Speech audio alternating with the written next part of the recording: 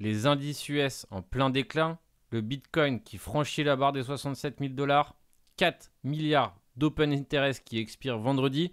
Alors, c'est le moment de vendre ou au contraire, c'est le moment d'acheter? C'est ce qu'on va voir aujourd'hui. Prêt? C'est parti!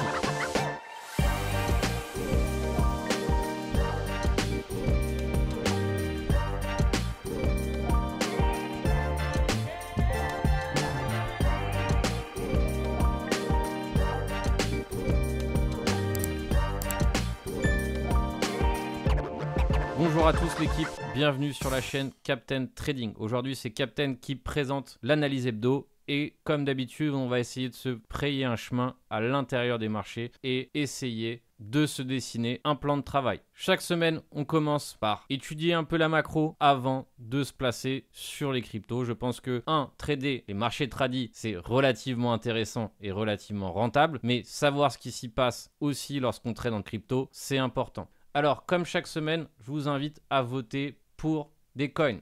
La semaine dernière, je vous ai invité à voter pour XRP et Chainlink. C'est le Chainlink qui a gagné. Ça sera lui que je vais analyser cette semaine. Et cette semaine, je vais vous réinviter à voter pour deux coins. Les coins de cette semaine sont le Gala et le RNDR. Comme d'habitude, c'est celui qui a le plus de votes que je vais choisir. Alors, il faut mettre en commentaire RNDR ou Gala et en fonction de celui que vous allez choisir, ça sera celui que je vais analyser pour la semaine prochaine. Le principe est le même chaque semaine, ultra simple. Vous avez juste à m'indiquer le coin que vous préférez analyser pour la semaine prochaine. Tout d'abord, on va commencer un petit peu par analyser le contexte avec ce qui se passe en macro.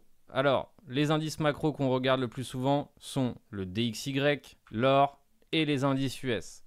Alors, que se passe-t-il d'abord sur le DXY? Alors, cette semaine, on a eu une hausse sur cet indice du dollar. Alors, qu'est-ce que ça veut dire cette hausse? Est-ce que cette hausse va se prolonger? Où sont les niveaux clés? C'est ce qu'on va voir ensemble tout de suite. Alors, ça reste une petite hausse, on va dire, comparée à la baisse précédente. Mais, vous voyez qu'en termes de bougie weekly, on a une bougie assez importante qui s'est mise en place et on a une réintégration de ce range qui est en train de se mettre en place. C'est ce que je vous disais la semaine dernière. Lorsqu'on a un support aussi important, on s'affranchit pas de ce support aussi rapidement. Et là, vous voyez que il a été assez efficace dans la réintégration et il est en train maintenant d'aller chercher. Donc forcément, que va-t-il se passer si on part en V? On aura probablement une hausse qui va perdurer sur l'indice du dollar. Alors, est-ce que ça serait néfaste pour les cryptos? Est-ce que les cryptos seraient fortement affectés par ceci? Pas forcément sûr. Pourquoi? Parce qu'actuellement, on a une corrélation ou on a plutôt une décorrélation complète entre les actifs marchés traditionnels et les cryptos. À savoir, cette semaine, on a eu, ou ces 2 derniers jours, on a eu hausse sur l'indice du dollar. On a eu aussi une hausse sur le Bitcoin. Alors forcément, si l'écart se creuse et qu'on a une hausse très importante sur le DXY, je doute que le Bitcoin n'en soit pas affecté. Mais actuellement, vous voyez qu'on n'a pas forcément de rapprochements concrets qui sont en train de se mettre en place. Et on a eu d'ailleurs des journées relativement baissières et fortement baissières sur l'indice du Nasdaq, le SP500, et pourtant, lui, le BTC, était en pleine expansion. C'est pour cela qu'actuellement, on est obligé de comprendre que ce n'est pas forcément parce qu'il se passe beaucoup d'activités sur les marchés traditionnels que celles-ci se répercutent automatiquement sur le marché crypto. Qu'est-ce qu'on a sur l'or? Alors l'or, après avoir dessiné un nouvel ATH, a dessiné une superbe baisse importante. Donc qui dit baisse importante dit probablement un pullback à saisir tôt ou tard. Alors actuellement, on est sur une zone importante. On va le voir tout de suite. Pourquoi c'est une zone importante? Parce que vous voyez qu'ici, c'était une zone de résistance et une zone pivot importante. On a aussi cette zone avec cette mèche qui est une zone de demande importante. Alors, est-ce que oui ou non on va rebondir sur cette zone? Ça, c'est ce qui va être intéressant à surveiller. Alors, il ne faut pas se précipiter à l'achat pour l'instant. En revanche, voir ce qui va se passer sur cette consolidation. Est-ce qu'on va avoir une prise de liquidité ici, une réintégration et un retour sur le pattern, ça serait intéressant pour saisir un pullback. Alors il y a de fortes chances qu'après cette hausse, ou on va dire après cette chute importante et ce mouvement baissier intense, qu'on ait du mal à reprendre de sitôt. Mais ça sera intéressant ici de chercher des opportunités pullback dans cette zone qui est une zone relativement importante. Et ça sera donc une zone à surveiller pour cette semaine sur l'or. Sur le Nasdaq qui a permis de belles opportunités cette semaine, de belles opportunités short. Donc bravo à tous ceux qui l'ont travaillé dans le sens de la baisse cette semaine. On en parlait il y a la semaine dernière et on parlait d'une continuation la semaine dernière et c'est un petit peu ce qui s'est joué. Alors on va revenir sur un setup que j'ai pris. Pourquoi? Parce que ça vous permet un petit peu de comprendre la stratégie Captain Trading. Mais on a eu un double rejet ici sur cette zone pivot, un pullback sur les 0,5 et à ce moment-là, on a eu une chute violente qui s'est mise en place. Setup ultra rapide, ultra clean qui s'est mis en place relativement vite. Donc superbe setup, c'est le genre de setup qu'on aime voir et qu'on apprécie. Alors maintenant, qu'est-ce qu'il y a sur le Nasdaq? C'est qu'il est maintenant sur une zone de support ultime. Pourquoi je dis une zone de support ultime? C'est parce que cette zone doit tenir si on ne veut pas descendre un étage plus bas. Alors je ne serais pas surpris qu'on puisse gratter de la liquidité, mais le plus important, si on veut voir un pullback aussi et se mettre en place, eh bien c'est de voir une réintégration et on va dire une accalmie de cette baisse à l'intérieur de cette zone. Pourquoi? Parce que si cette zone est franchie, il y a de fortes chances qu'on arrive et qu'on se rapproche de la prochaine zone des 18 923 points. Alors on a une belle divergence H4 qui s'est mis en place sur le Nasdaq. Alors potentiel accalmie en cours, on sait ce qu'on va voir, mais vous voyez qu'il n'y avait pas eu de pattern de reprise pour l'instant dans cette dernière session de vendredi. Pour l'instant, il est encore lourd et on va avoir certainement un peu de difficulté avant de réussir ici à récupérer le pattern. Mais en tout cas, c'est une zone pour.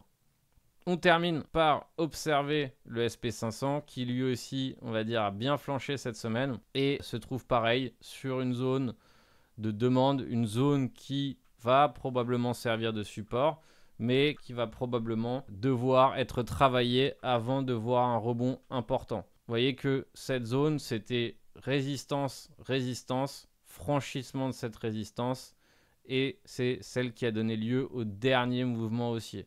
Alors pareil, vous voyez qu'il est un petit peu moins baissier que le Nasdaq. L'intensité de la baisse est moins importante que sur le Nasdaq, mais il a encore des zones fébriles à récupérer, notamment tout ce gap ici, toute cette imbalance, toute cette bougie singulière qui ont été faites sur ce dernier mouvement H4 et probablement la prochaine zone d'arrêt pour le SP500 et c'est vers ce niveau que je serais probablement intéressé de chercher des pullbacks haussiers, à savoir entre 5471 points et 5451 points. Alors, que se passe-t-il en crypto? Pourquoi les cryptos sont actuellement complètement décorrélés des marchés traditionnels? C'est une vérité qui actuellement se repère et s'identifie très bien. À savoir, on a eu une belle hausse depuis 2 semaines sur les cryptos et inversement, on a eu une énorme baisse sur les indices depuis 2 semaines. Donc, on voit bien que le marché crypto en fait qu'à sa tête et bouge selon ses envies seul. Maintenant, que se passe-t-il et pourquoi on arrive sur une zone périlleuse? C'est ce qu'on va essayer d'identifier ensemble. Et on arrive sur une zone qui probablement ne va pas être si facile que ça à franchir. Vous voyez que sur ce range qu'on a depuis des mois, cette zone comprise entre 67 500 et 71 000 est la résistance ultime. On a eu rejet, rejet, une bougie haussière avant de faire une bougie baissière. Donc cette zone est ce qu'on appelle une zone d'offre et ça va être une zone qui va être relativement difficile à franchir. Autre point qui nous oblige à être assez prudent et qui peut nous inviter à penser qu'en cas de correction, on ait une correction violente, c'est le fait qu'on ait pris 1,5 milliard d'open interest en un seul mouvement. Cette dernière jambe ici a été constituée uniquement de levier. Alors, est-ce que c'est du levier long qui va chercher à liquider, on va dire, des positions qui ont été prises à ce niveau-là. Quoi qu'il en soit, c'est des positions qui seront certainement fébriles et donc des positions qui, en cas de correction du marché, seront explosées relativement vite. C'est pour ça qu'il faut être relativement prudent quand on voit des excès aussi importants sur l'open interest. Alors vous voyez que c'est très facile d'identifier à quel niveau il y a le plus de levier. C'est le niveau où le prix a commencé à hausser. Et à ce moment-là, on voit très très bien que c'est à partir des 63 691 que l'open interest a explosé.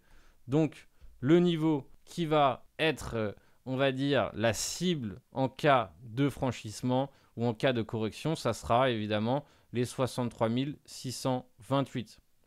Ce sera donc une zone à surveiller de près et il faudra comprendre qu'en cas de réintégration de cette zone, en cas de recherche de cette zone, il y aura certainement des mèches importantes dues aux cascades de liquidation.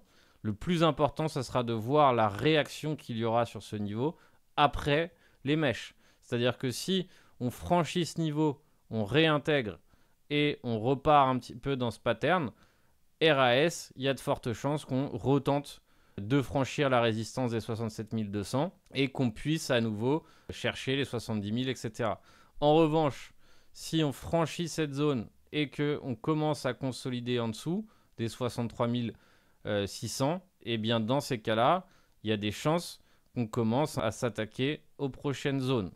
Une chose est sûre, c'est que vous voyez que les deux pics d'open interest ont été mis en place à 63 734. Il y en a eu un important à 62 100 et le plus important et celui qui a créé aussi une énorme vague d'open interest se trouve à 58 375. Donc vous voyez que l'inconvénient, je dirais, ou en tout cas ce qui est assez dangereux, c'est que la majorité de ce mouvement haussier, de ces mouvements haussiers, ont été causés ou ont été créés par de l'open interest, ce qui fait que le marché est beaucoup plus fragile dans ce genre de cas. Maintenant qu'on connaît nos zones et qu'on sait un petit peu ce qui peut nous attendre, on va continuer à décortiquer le prix sur des unités de temps plus courtes de façon à comprendre encore mieux la price action. Résistance importante, réintégration d'un support important. Donc vous voyez que le scénario qu'on a évoqué il y a 2 semaines et qu'on a joué avec l'équipe, c'est parfaitement mis en place. Alors je vous rappelle que lorsqu'on met en place des plans, on ne fait pas que juste en parler. Vous voyez qu'ici, ça a été un plan qui a été envoyé à tous les abonnés de la newsletter pro et à tous ceux qui sont souscrits au Discord pro. Et bravo à Ranch qui est un mentor et un trader du Discord qui a mis en place ce plan où on est déjà en prise de bénéfice. Donc vous voyez que l'objectif, c'est pas uniquement de dire voilà, on va hausser, on va baisser, on va faire ci, c'est aussi de prendre position avec un TP, un stop loss et de croire en son plan. Quand j'évoquais le scénario de la reprise à ce niveau-là, peu de gens y croyaient et tout le monde, ou en tout cas une majorité, même dans les commentaires, disait qu'on allait beaucoup plus bas. Pourtant, c'est pas ce qui s'est passé. Alors évidemment que dans certains cas, je peux avoir tort, et dans certains cas, j'aurais tort, mais c'est à ça que sert le stop loss. Donc, encore une fois, ce que je vous disais, c'était que maintenant, on se trouve sur une zone pivot importante. Et pourquoi on se trouve sur une zone pivot importante? Vous voyez qu'ici, on a eu rejet, correction, rebond, hausse, rebond, hausse, rebond, rejet, et après on a rebondi dessus, rejet, rejet, etc., etc. Vous voyez le nombre de fois que cette zone a servi. C'est ce qui nous fait penser, ce qui nous laisse penser que ça va être une zone de prise de bénéfices. Maintenant que le marché est venu chercher pas mal de ses objectifs, je vous rappelle que le marché avance de liquidité en liquidité. La première poche était à 63 660, c'est ce que je vous disais la semaine dernière. La deuxième poche était située sur ses sommets équivalents à 64 300. Et enfin, la poche la plus importante, c'est située ici à 66 300, voire un tout petit peu plus haut, ici à 67 200. Et elle était allègrement franchie. Donc maintenant, c'est la zone pivot. Donc c'est la zone sur laquelle il va falloir faire attention. Et il va falloir faire attention aussi à cause de l'open interest. Alors pareil, autre élément qui peut nous laisser penser qu'on doit faire attention, c'est les expirations options de cette semaine, vendredi. La semaine dernière, je vous invitais à regarder ces options et elles nous ont donné un superbe signal. C'est-à-dire que la semaine dernière, on était largement en dessous du max pain. On voyait le mur de put option qui bloquait le prix et on évoquait finalement la possibilité du marché de faire en sorte que ces put options terminent perdants. Et c'est ce qu'il a fait et c'est ce qu'on a pu voir. Donc on voit ici que maintenant pas mal de ces positions ici vont expirer à néant et donc vont expirer en perte. Alors maintenant vous voyez qu'on est au-dessus du max pain, donc on a des chances d'aller chercher à nouveau un retour sur le max pain. Ça pourrait être une possibilité. Alors il y a 4 milliards de volume, c'est pas énorme, mais maintenant qu'on est largement au-dessus du max pain, il faut pouvoir penser que on aura un probable retour sur ce max pain. En tout cas, si on vient de rentrer ou qu'on commence à rentrer, il est beaucoup plus prudent de laisser un petit peu le prix parler et voir un petit peu ce qu'on va avoir là. Parce que quand on rentre à 56 000, on a beaucoup plus d'avantages et on a beaucoup plus de flexibilité pour hedger ou pour voir un petit peu ce qui va se passer. Mais rentrer pile poil ici, ça devient un peu plus dangereux. En revanche, un élément important, c'est que si réellement on arrive à s'affranchir des 67 000 et qu'on tient au-dessus, il faut vraiment qu'on tienne au-dessus, eh bien, on augmente à nouveau les probabilités d'aller chercher les 70 000 et pourquoi pas les 72 000. Mais il y aura du travail et il faut voir et observer la price action qui va se dessiner dans les prochains jours pour pouvoir se faire un avis clair. Il est temps de passer à l'analyse d'Ethereum qui était légèrement en retard par rapport à Bitcoin, mais qui a fini par lui aussi chasser la liquidité sur le sommet weekly. Donc je vous rappelle, l'objectif toujours du marché, c'est d'aller chercher la liquidité. Et qu'est-ce que est venu faire le prix? Il est venu s'arrêter juste au-dessus de la bougie weekly. Donc la bougie weekly qui a généré, on va dire, une des plus grosses pertes sur Ethereum. Alors, c'est relativement intéressant, ou en tout cas c'est un signal qui n'est pas à prendre à la légère, de savoir qu'on a eu une bougie baissière ravageuse et que en 2 bougies weekly, on a réussi à rattraper cette bougie baissière. Pareil, vous voyez que c'est un niveau qui est relativement important pour Ethereum. On a eu une fois un arrêt, on a eu un deuxième arrêt qui était ici. On voit que cette zone avait généré, on va dire, un support avant d'être franchi à la baisse. Donc pareil, les 3500 représentent une résistance importante pour Ethereum. Pareil, pour Ethereum, pas mal d'open interest a été aussi généré durant cette hausse. Vous voyez qu'actuellement, on est en train de dessiner un range relativement serré sous cette zone. Et on a, on va dire, la zone des 3642 avec plusieurs sommets daily qui traînent ici. Alors, il est vrai que si on continue de consolider de façon serrée sur les 23,6 et qu'on arrive à ne pas s'affranchir à la baisse des 3378, il y a pas mal de chances que le prix termine par aller chercher cette liquidité qui traîne ici. Ensuite, que se passera-t-il une fois que les 3642 sont franchis? Là, on verra évidemment la réaction qu'il y a sur les 3642. Est-ce que c'est une réaction au rejet? Est-ce qu'on recommence à dessiner un range? Et dans ces cas-là, on verra si la zone des 3800 sera franchie.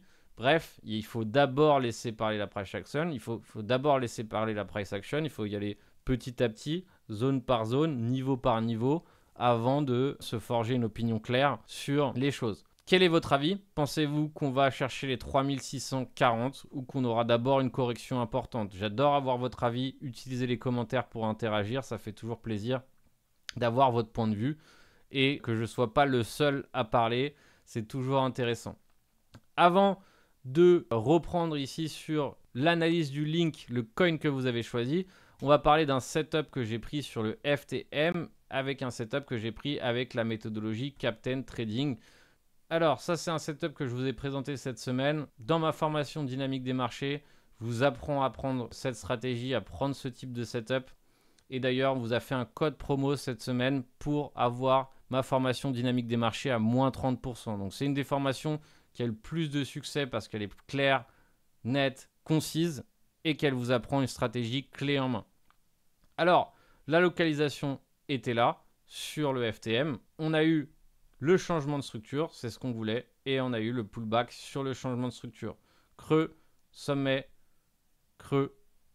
en dessous du précédent, pullback, et maintenant qu'on a eu le changement de structure, aller chercher les différentes poches de liquidité, à savoir 49, 48 et les 46. Ainsi, je suis sorti en plusieurs fois pour sécuriser mon trade, mais il s'est mis en place relativement rapidement, hein, donc je vous l'ai présenté jeudi en live. Beau setup, et c'est vraiment le genre de setup qu'on aime voir, à savoir un setup qui se met rapidement en place, un changement de structure sournois qui n'est pas forcément facile à détecter, et une correction qui se met en place ultra rapidement. On passe maintenant à l'analyse du link, le link qui est le coin que vous avez choisi dans les commentaires. Comme chaque semaine, je vous invite à voter. N'oubliez pas de voter cette semaine pour le coin que vous souhaitez voir analysé. Et on va regarder le link sur d'abord l'unité de temps weekly, hein, parce que je vous rappelle qu'on regarde d'abord en hebdo pour pouvoir un petit peu préciser ce qui se passe sur les unités de temps plus courtes. Alors, qu'est-ce qui est assez intéressant sur le link, c'est que la zone des 12-20 sert relativement toujours de support pour l'instant. Elle sert d'absorption. On a eu une bougie weekly qui a enfoncé la zone, mais qui a terminé par clôturer au-dessus de cette zone. Alors maintenant, qu'est-ce qui est assez clair, c'est qu'on est dans un range à l'intérieur d'un range. Donc le range à l'intérieur du range, c'est la zone comprise entre 14,83 et 12,41. Et vous voyez qu'on a commencé, on a presque tenté ici de se saisir de la borne haute du range. Si on regarde en daily, on a une price action qui est relativement intéressante. Pourquoi? Parce qu'on a eu un changement de structure. Ici, on a eu un W qui s'est mis en place, un pullback sur la borne ici du W et on va dire un prix qui a l'air de vouloir se diriger vers les 14,89 qui est la prochaine poche de liquidité. Pour moi, c'est un actif qui est relativement intéressant pour trader à la hausse, en tout cas cette semaine, car tant qu'on tient ici les 13,35, on peut s'affranchir ici de la liquidité, mais la zone ici à tenir, c'est la zone des 13,29. Si on tient cette zone, il y a pas mal de chances, pas mal de probas pour qu'on aille chasser la liquidité sur les 14,79. Et si les 14,79 sont allègrement franchis, la prochaine zone pivot se trouve à 16,85. Donc ça nous fait un coin avec pas mal de jeux, un début de hausse qui s'est mis en place. C'est encore, on va dire, relativement nouveau, hein. Il faut encore de la price action qui se développe, mais c'est le genre de W ici, c'est le genre de setup, c'est le genre de pattern qu'on aime bien voir lorsqu'on est sur un bas de mouvement ou lorsqu'on est sur un début de mouvement haussier. On va voir un petit peu comment la price action se développe, mais pour l'instant, c'est relativement encourageant de voir le link qui a réintégré cette zone et qui a une deuxième zone de range à chercher plus haut à 16,83. Alors, votre avis, on va chercher cette zone de range supérieure ou au contraire, on va buter sur les 14,70 et on va chercher à nouveau la poche de liquidité à 12 $. Je serais ravi d'avoir votre avis. N'oubliez pas que ces analyses sont aussi pour que vous puissiez participer. L'analyse hebdo est terminée. On a fait un tour sur le plus important. N'oubliez pas de vous abonner et on se retrouve très bientôt pour une prochaine analyse. Ciao, ciao l'équipe.